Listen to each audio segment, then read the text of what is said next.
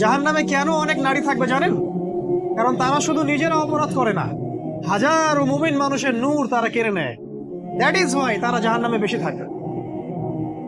আরেকটা মেজর কারণ হচ্ছে তাদের এই উদ্ধত মাথা। মেয়েদেরকে বলছি স্পেশালি, হয়তো এই কথাগুলো মেয়েদের কাছেও যাবে। তাদের এই উদ্ধত মাথা আল্লাহর বিধানের সামনে আত্মসমর্পণ করতে চায় না।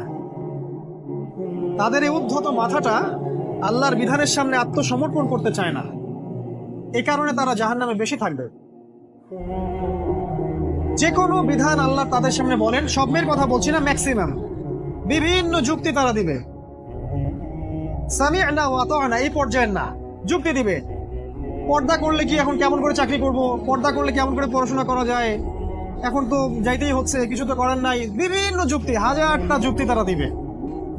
কে জানি তাদের ব্রেইনটাকে পুরো ওয়াশড করে ফেলছে। রাসূল সাল্লাল্লাহু আলাইহি ওয়াসাল্লাম বলেছেন, দাজ্জালের শেষ অনুসারী হবে এক শ্রেণীর নারী।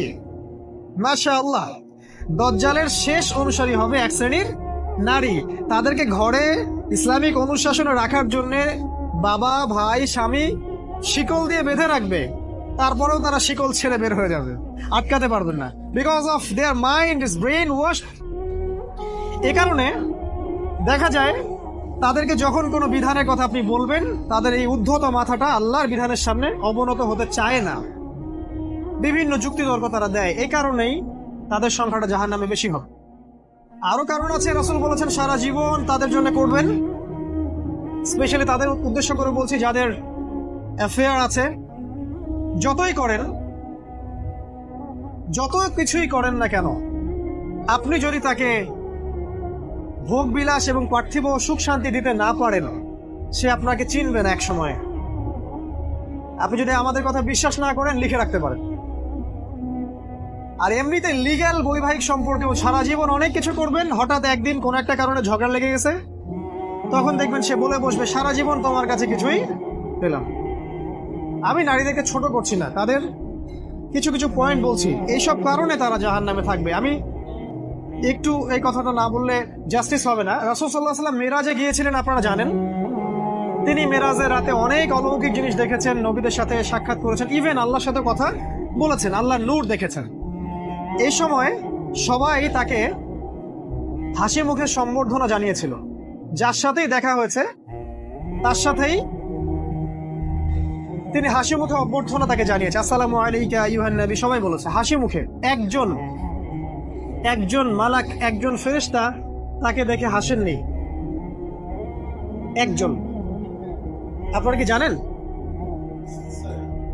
রাসূল সাল্লাল্লাহু আলাইহি ওয়াসাল্লাম অবাক হয়েছিলেন। তিনি বলেছিলেন যে, ইয়া জিবরিল, ওর চেহারাটা এত গম্ভীর কেন, সে আমাকে দেখে হাসছে না কেন, তার মুখে হাসি নাই কেন? জিবরিল আমিন বলেছেন যে তার নাম হচ্ছে মালাক, সরি তার নাম মালিক, তার নাম মালিক, সূরা যুখরুফের মধ্যে আছে, তার নাম মালিক। যেদিন থেকে আল্লাহ জাহান্নাম সৃষ্টি করেছেন, সেদিন থেকে তাকে জাহান্নামের দায়িত্ব দিয়েছেন, অর্থাৎ জাহান্নামের হেড অফ ডিপার্টমেন্ট, ইনচার্জ। সেদিন থেকে তার মুখের হাসি উঠে গেছে। আমরা দোয়া করি আমরা যেন তার সাক্ষাৎ না পাই।